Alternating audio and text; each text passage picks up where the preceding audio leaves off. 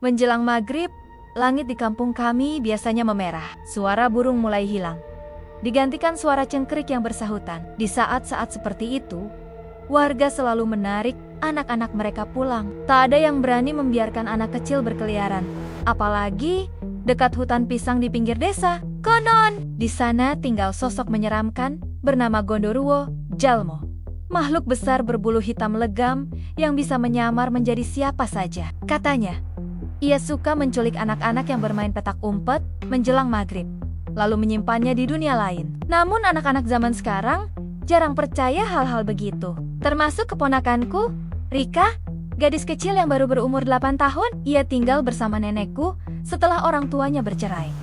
Rika dikenal cerdas, tapi juga keras kepala dan penasaran. Sore itu, Rika diajak main oleh dua temannya, Didi dan Mila.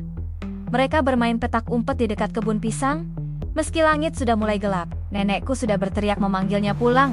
Tapi Rika pura-pura tidak dengar. Saat azan maghrib berkumandang, anak-anak lain bubar. Tapi Rika belum pulang. Waktu makan malam tiba, nenek mulai khawatir. Ia mengira Rika main ke rumah tetangga. Tapi setelah dicek satu-satu, hasilnya nihil.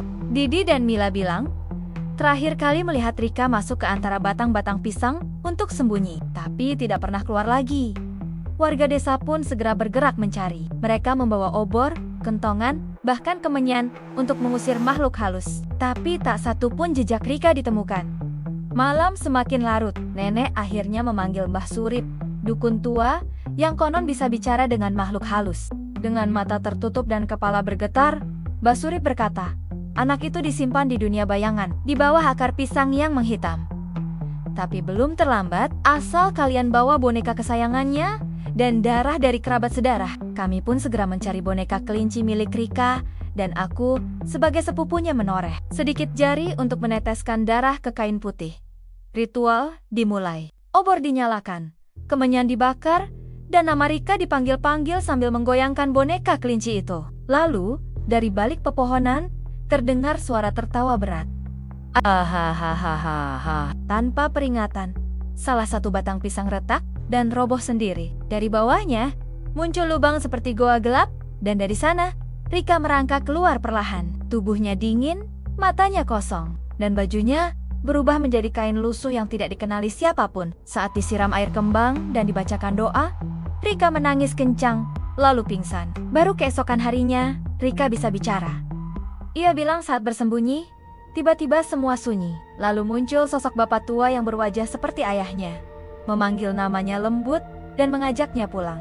Tapi saat diikuti, Rika justru dibawa masuk ke lorong gelap di bawah pohon pisang. Di sana, ia melihat banyak anak kecil menangis, duduk diam di antara bayangan. Salah satunya bahkan berbisik padanya, "Jangan makan buah pisangnya. Itu bukan pisang, itu jari manusia." Beruntung Rika tak menyentuh apapun, sebab menurut Mbah Surip, sekali saja mencicipi makanan dari dunia lain, jiwa mereka tak bisa kembali. Rika selamat, tapi tidak sepenuhnya. Setiap maghrib, ia masih kadang duduk menatap ke arah hutan pisang, seperti mendengar bisikan atau melihat bayangan seseorang yang memanggilnya. Sejak malam itu, desa kami kembali membuat aturan keras. Tidak ada anak yang boleh bermain di luar rumah setelah azan maghrib, terutama di dekat pohon pisang. Karena siapa tahu, Gondoruo Jalmo masih mengintai, mencari mangsa baru yang berani menantang waktu senja.